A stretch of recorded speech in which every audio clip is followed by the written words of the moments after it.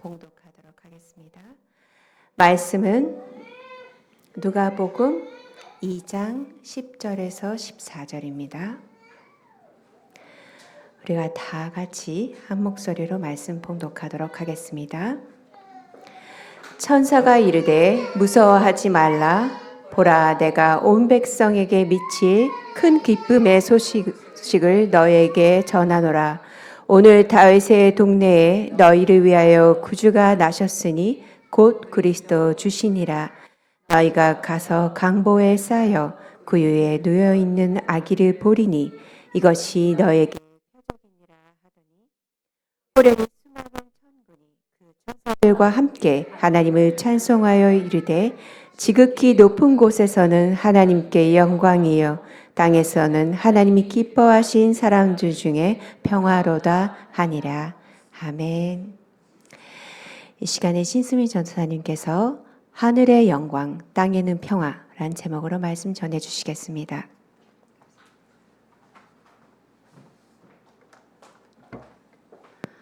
아이들의 공연을 보니까 너무나 감격스럽습니다. 너무나 감사합니다. 오늘 말씀은 누가복음 2장 말씀입니다. 누가복음 2장에는 예수님께서 베들레헴에서 탄생하셨다라는 것을 자세하게 기록되어 있습니다. 누가복음 2장 1절 말씀 함께 보도록 하겠습니다. 시작. 그때 가이사 아구스도가 영을 내려 전하에 다 호적하라 하였으니. 자, 누가복음은요, 유대인들을 위하여 쓰여진 복음서가 아니라 이방 사람들을 위하여 쓰여진 복음서입니다. 그러다 보니까 그 당시에 가장 유명했던 황제, 로마의 황제의 이름으로 1절이 시작되는 것입니다. 그 로마 황제 이름은 누구였습니까? 가이사 아구스도. 아구스도가 누굴까 싶은데 우리가 잘 아는 사람입니다. 우리 표현으로 하면 아우구스투스입니다. 가이사 아우구스투스. 아우구스투스 황제는요, BC 27년부터 AD 14년까지 로마를 다스렸던 황제로서 그는 로마의 황제들 중에서도 로마의 평화를 기초를 세운 사람으로 그렇게 인정받는 자입니다. 그는 굉장히 그 진취력이 있었습니다. 행정력도 강했기 때문에 그는 자신의 지배력을 강화하기 위해서 대대적인 인구 조사를 벌인 것입니다. 그리고 황제의 명령으로 인해서 선지자 미가가 예언했던 베들레헴에서 메시아가 태어나게 될 것이다라는 것이 이루어지게 되는 것입니다. 미가서 5장 2절 초반절 말씀만 함께 보겠습니다. 시작. 베들레헴 에브라다야, 너는 유다 족속 중에 작을지라도 이스라엘을 다스릴 자가 내게서 내게로 나올 것이라. 아멘.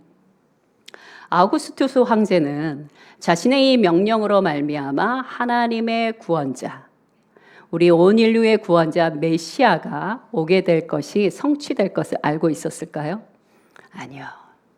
전혀 몰랐을 것입니다.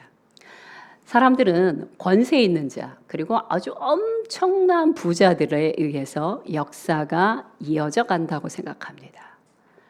상황이 바뀌어져 간다고 생각하지만 전혀 그렇지 않습니다. 나중에 우리가 천국에 가서 보면 알게 되겠지만 권세 있는 자, 돈이 많은 자가 역사의 흐름을 바꾸는 것이 아니라 여호와 하나님께서 역사를 주관하시고 그 모든 경륜을 따라 인도하시는 것입니다. 진정한 하나님께서는 역사의 주관자로서 왕을 세우기도 하고 패하기도 하시며 보이지 않는 곳에서 하나님의 구원의 역사를 오늘도 이루어 가십니다. 자, 예수님의 아버지 요셉은요, 다윗 왕조의 먼 후손이었습니다. 그래서 그는 황제의 명을 받자 어쩔 수 없이 갈릴리에서 베들레헴을 향해 갈 수밖에 없었습니다. 그런데 여기서 특이한 점은 요셉 혼자 갈 수도 있었어요. 대부분은 다 혼자 갑니다. 남자 혼자서 가서 자신의 가족에 대한 호적들을 다 올렸어요. 우리도 구청에 갈 때 그러지 않습니까? 그 당시에도 그랬습니다. 근데 여기서 특이한 것은 만삭이 다 된 약혼녀 마리아를 굳이 데리고 갔다는 사실입니다. 당시 유대 사회에서는요, 결혼식도 하지 않은 채 임신한 여인에 대한 수치와 비난이 있었습니다. 그러니 만약 요셉이 마리아를 홀로 두고 갈릴리에 홀로 두고 멀리 가게 되면 어떤 일이 벌어질까요? 마리아 혼자서 그 수치와 비난과 스트레스를 받게 될 것을 잘 알고 있었기 때문에 어쩔 수 없이 마리아를 데리고 떠나게 된 것입니다. 갈릴리에서 베들레헴까지는요, 지금 서울로 따지면 서울에서 세종시까지 정도의 거리라고 생각하시면 됩니다. 근데 생각해 보세요. 그 당시에 길이 어땠을까요? 영 좋지 않았을 거예요. 그리고 교통편은요, KTX도 없었습니다. 뭐가 있었을까요? 낙이 한 마리 정도. 그런데 진보다리도 다 같이 갖고 갔을 테니 아마 대부분은 낙이 등에 올라탔다기보다는 주로 많이 걸어 다녔을 것이다라고 학자들은 이야기를 합니다. 길도 험하고 교통편도 힘들고 그리고 거리도 꽤 멀었어요. 그러나 더 힘들었던 것은 무엇이냐면 숙소였습니다. 요셉과 마리아는 부유한 사람이 아니었어요. 그래서 5성급 호텔에서 잘 수 없었습니다. 또 막상 베들레헴에 도착하고 보니까 너도 나도 여기저기서 사람들이 와서 바글바글 했어요. 바글바글 하다 보니까 묵을 여인숙조차 없었습니다. 물론 돈이 좀 있었다면 웃돈을 주고라도 만삭된 자기의 그 약혼녀를 위해 밤을 구했겠지만 그들에게는 돈도 없었습니다. 바로 이런 여러 가지 상황들이 우리를 하여금 딜레마에 빠지게 됩니다. 어떤 딜레마에 빠지게 합니까? 분명 마리아는 성령으로 잉태되온 건 맞는데 분명 가브리엘 천사가 하나님의 뜻 안에서 잉태된다고 말씀하셨는데 그런데 도대체 너무나 힘든 거예요. 하나님의 아들 예수 그리스도께서 마리아의 몸을 통해서 태어난다는 걸 누구나 아는데 그렇다면 적어도 뭐 길을 가다가 우리가 영화나 동화에서 보는 것처럼 뭔가 멋진 마차를 만나든지 아니면 정말 아주 훌륭한 사람, 어떤 신앙이 깊은 사람, 그런 의로운 자를 만나서 5성급 호텔에 좀 묵을 수 있었다면 너무 좋았을 텐데 그 어떤 행운도, 그 어떤 기적도 요셉과 마리아에게는 나타나지 않았다는 것이에요. 분명히 하나님의 뜻이 맞는데 인류를 위한 메시아가 태어나는 그 모든 과정이었는데 왜 도대체 그 어떤 행운도 그 어떤 축복의 어떤 메시지도 보일 수가 없습니다. 예수님은요, 우리를 위하여 더 부유하고 더 편안하게 만들기 위해서 이 땅에 오시는 분이 아닙니다. 자, 그렇다면 예수님은 왜 이 땅 가운데 오신 걸까요? 그 이유는 무엇일까요? 바로 하나님으로부터 너무 멀어졌어요. 멀어진 사람들의 고난과 죽음을 은혜로운 하나님과 연결시켜주기 위해 이 땅에 오시는 것입니다. 예수님은 오늘 나의 고난과 낙심과 도무지 이해조차 될 수 없는 이 삶의 경로들을 하나님과 엮어주기 위해서 십자가에 못 박혀 돌아가신 것입니다.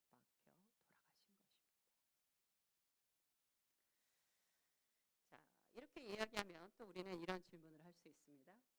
아니 그럼 내가 예수 안에서 하나님과 잘 연결되어져 있다면 근데 왜 지금 나는 아직까지도 이 고통 속에 살아야 하는 것입니까? 최소한 성령으로 잉태되었다면 하나님께서 길을 좀 팍팍 열어주셔야 되는 거 아닙니까? 주님의 뜻 가운데 내가 살았다면 최소한 믿지 않는 자보다는 훨씬 더 괜찮은 삶을 살아야 되는 거 아닙니까? 이런 의문들이 우리 마음에 들어갈 수 있다는 것입니다. 성경을 말씀하십니다. 뭐라고 말씀하시냐면요. 하나님의 뜻 안에 있다 할지라도 성령으로 잉태되었다 할지라도 베들레헴으로 가는 길은 당연히 힘들 수 있다고 말씀하십니다. 동네 사람들의 오해와 조롱을 받을 수도 있고요. 누구에게도 도움을 받지 못해 가장 초라한 곳에서 동물들의 냄새와 추위 속에서 첫 번째 출산을 할 수도 있다고 말씀하고 계신다는 것입니다. 빌립 양 씨가 쓴 하나님 제게 도대체 왜 이러십니까? 라는 책이 있습니다. 재밌는 제목이죠. 이 책은요. 인생의 고통에 대해서 깊은 통찰과 위로를 이야기해 주는 책입니다. 만약 지금 이해할 수 없는 고통 중에 있다면 당신이 우리에게 가장 필요한 것은 무엇이냐? 믿음이다. 라고 말합니다. 아니, 도대체 어떤 믿음이요? 바로 큰 그림 안에서 우리를 인도하시는 여호와 하나님이 선하시다는 믿음. 하나님의 선하심을 믿음으로 오늘 하루하루를 순종하며 살아가는 믿음. 그 믿음이 가장 필요하다라고 얘기해 줍니다. 여러분 또 헨리 나우엔 잘 아시죠? 헨리 나우엔은 또 이렇게 말했습니다. 우리의 인생의 진정한 치유는 고통의 제거가 아니라 고통 속에 함께 하시는 하나님을 만날 때부터 우리의 치유가 시작된다라고 말합니다. 그래서 예수님께서 베들레헴의 작은 마구간에 오신 것입니다. 예수님은요, 베들레헴의 그 복잡하고 시끄럽고 그리고 냄새나고 친절하지 않은 사람들 속에 태어나셨기에 우리의 고생과 고난을 충분히 이해하시고 도와주실 수 있는 분입니다. 히브리서 2장 18절 말씀으로 확인해 보겠습니다. 시작. 그가 시험을 받아 고난을 당하셨은즉 시험 받는 자들을 능히 도우실 수 있느니라. 아멘.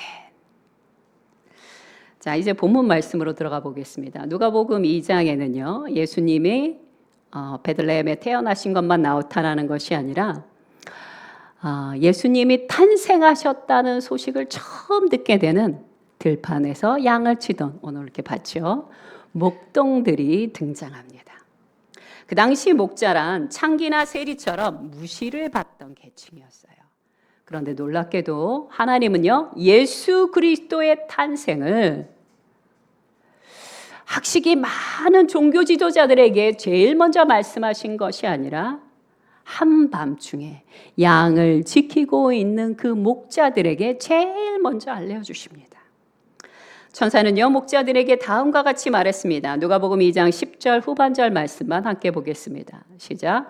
보라, 내가 온 백성에게 미칠 큰 기쁨의 좋은 소식을 너희에게 전하노라. 자, 우리도 살면서 정말 기분 좋은, 기쁜 소식을 들을 때가 자주 있습니다. 여러분은 여러분이 자신이 들었던 기쁜 소식이 무엇이 있습니까? 예를 들어서 사업이 잘 되었어요. 내가 투자한 게 너무 잘 됐어요. 그럴 때 기쁘죠. 또 내가 원하던 대학에 입학했을 때도 기뻤을 것입니다. 또 내 사랑하는 자녀가 원하던 대학에 들어가는 것도 아주 기쁜 소식입니다. 또 내가 사랑하는 사람과 결혼식 날짜를 잡았을 때 너무 행복하겠죠. 그뿐만이 아니죠. 제가 알고 있는 몇몇 형제님들은 딱 방에다 아주 거대한 사진을 붙여놓습니다. 그래서 이 사진이 뭐냐 그랬더니 자신이 너무 갖고 싶은 자동차래요. 그러다 결국은 그 차를 한 7년 뒤에 사게 됐을 때 그 형제가 너무너무 기뻐하는 모습을 봤습니다. 그것도 기쁜 소식입니다. 내가 드디어 내가 원하는 차를 사게 됐다는 거. 아주 기쁜 소식이 맞습니다. 하지만 그런 모든 소식들의 기쁨은요, 오래가지 않습니다. 그러므로 그것을 가리켜 모든 사람에게 미칠 큰 기쁨의 소식이라고는 말하지 않는다는 것입니다. 세상의 소식은요, 어떤 사람에게는 기쁨이 되지만 어떤 사람에게는 낙담과 시기와 경쟁의 소식이 될 수도 있습니다. 예를 들어 우리 가까운 나라가 있죠. 옆에는 일본, 또 옆에는 중국이 있습니다. 한국과 중국과 일본이 어떤 소식을 들었을 때 한꺼번에 모두 다 기뻐할 수 있는 소식이 많을까요? 별로 없습니다.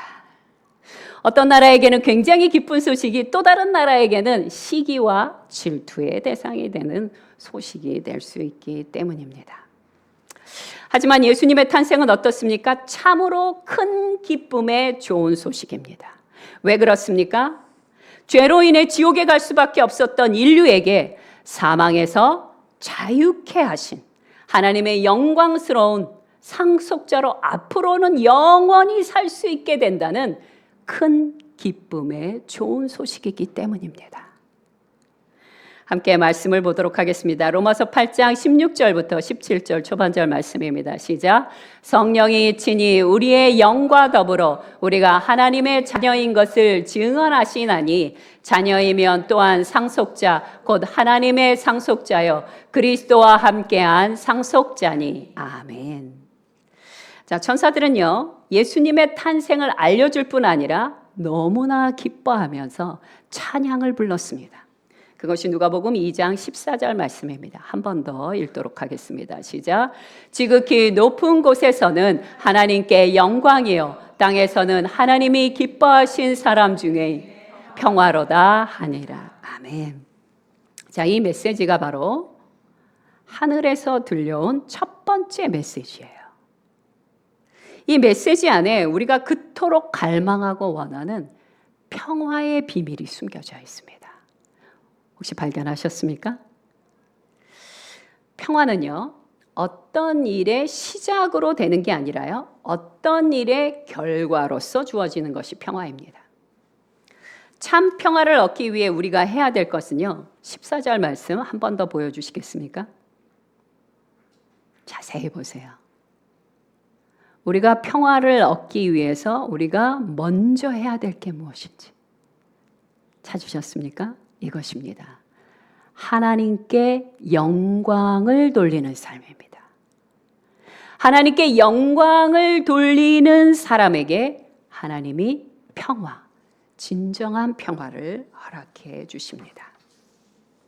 사람들은요, 평화를 원합니다. 마음의 평화, 나라의 평화, 인간관계 안의 평화를 원합니다. 하지만 평화 그 자체는 원하면서도 하나님의 영광에는 관심을 두지 않습니다. 그러나 언제나 하나님께 영광을 돌리는 것이 우리의 평화로운 삶으로 가는 지름길이라고 성경은 말씀해 주고 계십니다. 성경의 원리는요, 복잡하지 않습니다. 굉장히 심플합니다. 마태복음 6장 3절 말씀 함께 읽도록 하겠습니다. 시작. 그런즉 너희는 먼저 그의 나라와 그의 의를 구하라. 그리하면 이 모든 것을 너희에게 더하시리라. 여러분 가정 안에 복잡한 일이 있을 수 있어요. 도대체 언제쯤 돼야 이 관계가 평화로워질까? 우선순위로 해야 될 게 뭐라고요? 하나님께 영광 돌리는 삶을 사시면 됩니다. 그 중심이 명확하게 예수 그리스도 안에 있게 될 때 평화를 주께서 연결해 주시고 묶어 주시는 것입니다. 자, 두 번째 평화의 비밀이 있는데요. 평화란 어떤 집단에 한꺼번에 내려지는 것처럼 생각하지만 아닙니다. 평화는요, 집단으로 내려지는 것이 아니라 개인에게, 개인의 영혼에서부터 시작되는 것이 평화입니다. 평화는 어느 날 모든 사람 머리 위에 쏟아지는 것이 아니라 군중들이 데모를 한다고 이루어지는 것이 아니라 나라 간의 동맹을 잘 맺었다고 해서 그것이 영원히 지속되는 것이 아니라 개별적으로 이루어지는 것이 평화의 특징입니다. 먼저 그의 나라와 그의 의 그리고 하나님의 영광을 위하여 살아가게 될 때 우리의 마음에 하나님께서 평화를 부어주십니다. 그리고 그 평화가 임하게 될 때 평화가 임한 그 사람의 삶을 통하여 평화가 전달되는 것입니다. 나와 너의 관계가 평화로운 관계가 되고 나와 나라의 관계가 평화로운 관계로 이어지게 되는 것입니다. 평화는 평화가 언제 임할까? 이게 아니고요. 하나님이 내게 주신 그 평화를 이웃과 나눔을 통하여 전파되어지는 것, 그것이 평화의 두 번째 비밀, 두 번째 특징이라고 말할 수 있는 것입니다. 자, 그럼 이 평화를 위해 하나님께서 우리에게 주신 것이 있습니다. 그것이 어디 나오냐면요. 2장 11절 후반절에 나옵니다. 함께 읽도록 하겠습니다. 시작. 너희를 위하여 구주가 나셨으니 곧 그리스도 주시니라. 아멘. 예수 그리스도, 우리는 그분을 통하여 평화를 얻게 됩니다. 하나님은요, 어린 양 예수 그리스도를 통하여 이 땅에 사악한 죄의 권세를 무너뜨리셨습니다.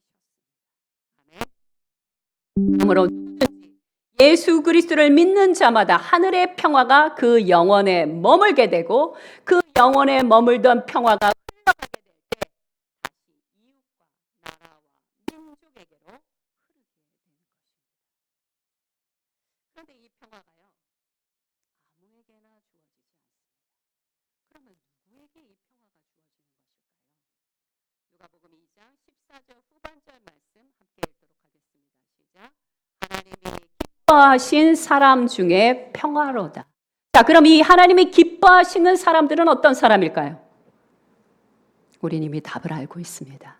하나님이 선택하신 구원의 방식 예수 그리스도를 억셉트하는 사람입니다.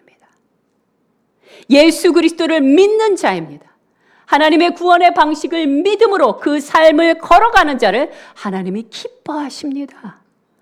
그리고 그런 분들에게 평화를 허락하시는 것입니다. 비록 지금은 초라한 마국간에 누워 계십니다. 그리고 힘없는 아기의 모습입니다.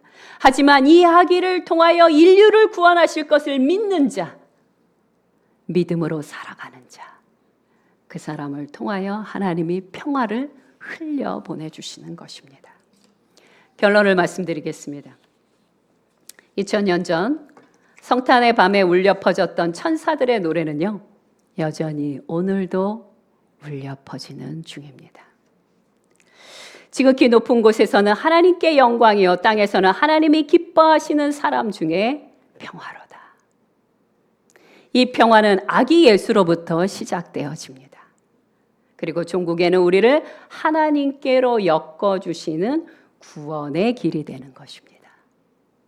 그러므로 성탄의 메시지는 우리에게 이런 질문을 던지고 계십니다. 나는 지금 누구에게 영광을 돌리고 있는가? 여러분은 누구의 영광을 위하여 살고 계십니까? 대부분의 사람들은 누구를 위해서 살까요? 나의 영광을 위해서. 그러나 우리는 나의 영광이 아니라 예수 그리스도 또한 하나님의 영광을 위하여 살아가는 자들입니다. 베들레헴으로 가는 길은 어땠습니까? 편안했습니까? 영광스러웠습니까? 아니요. 아무도 환대해 주지 않았고요. 길은 구부정거렸고요. 그리고 발은 퉁퉁 부었을 거라고 생각합니다. 여자가 임신을 하면요, 다리가 많이 붓습니다. 마리아는 만삭의 몸으로 베들레헴까지 가면서 얼마나 다리가 아팠을까요? 하나님의 뜻이었어요. 성령으로 잉태했어요. 그런데도 마차를 타본 적이 없습니다. 오히려 마을 사람들에게 욕을 들었습니다. 수치를 당했습니다. 퉁퉁 부은 다리로도 끝까지 베들레헴에 갔습니다. 그러므로 우리는 이렇게 고백해야 합니다. 하나님, 이해할 수 없다 할지라도 주께서 나를 향하신 선하심을 믿사오니 오늘도 나의 모든 것을 억셉트하면서 순종하면서 아버지 앞에 나아가나이다. 이런 우리의 조용하고 견고한 확신 그리고 헌신을 통하여 예수 그리스도의 참된 평화가 도도히 세상 가운데 흘러가기를 함께 기도하겠습니다. 기도하겠습니다. 첫 번째 기도 제목은 이것입니다. 베들레헴으로 가는 길처럼 고단한 현실 속에서도 겸손히 하나님의 큰 그림인 구원의 경륜을 믿고 하루하루 믿음으로 살아가기를 헌신하며 기도하시기 바랍니다. 주님, 내 앞에, 우리 가족 앞에 어떤 일을 계획하고 계실지 아직은 모르오나 주님의 그 깊으신 뜻을 믿사오니 도와주옵소서. 오늘 하루 믿음으로 살아가게 도와주옵소서라고 기도하시기 바랍니다. 함께 기도하겠습니다.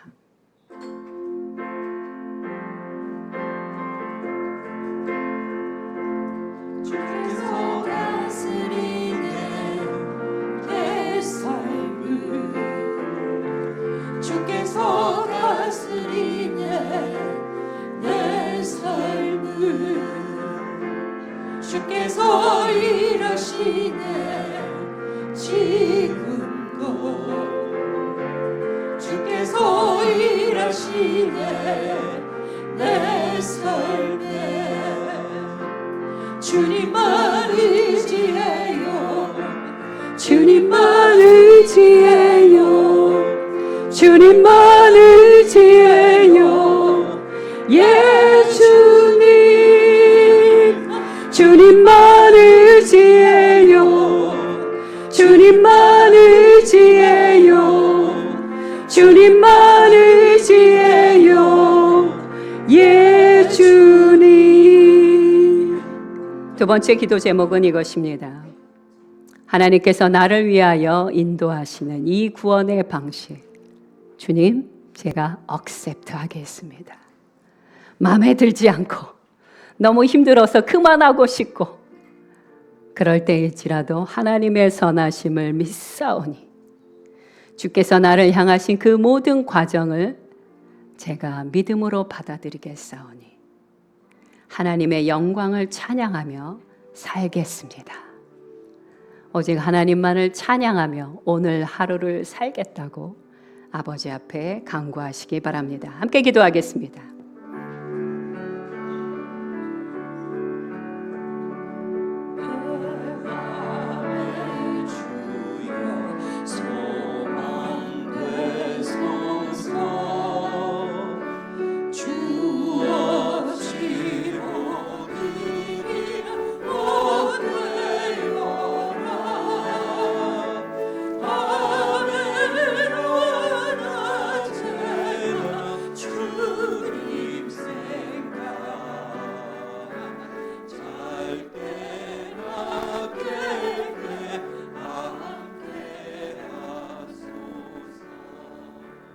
세 번째 기도 제목도 있습니다. 하늘에는 영광이요 땅에는 평화라는 말씀이 우리 사랑하는 대한민국에도 이루어지기를 기도해 주시기 바랍니다. 하나님의 이 나라는 예수님이 탄생하셨던 그 베들레헴처럼 언제나 어수선하고 시끄럽습니다. 그러나 주님 앞에 간절히 바라옵기는 이 땅에도 평화가 임하게 하여 주시옵소서. 누구로부터? 예수 그리스도로부터 우리를 시작하여 이 땅 안에 진정한 하나님의 평화가 임하기를 이 나라를 축복하며 기도해 주시기 바랍니다. 함께 기도하겠습니다.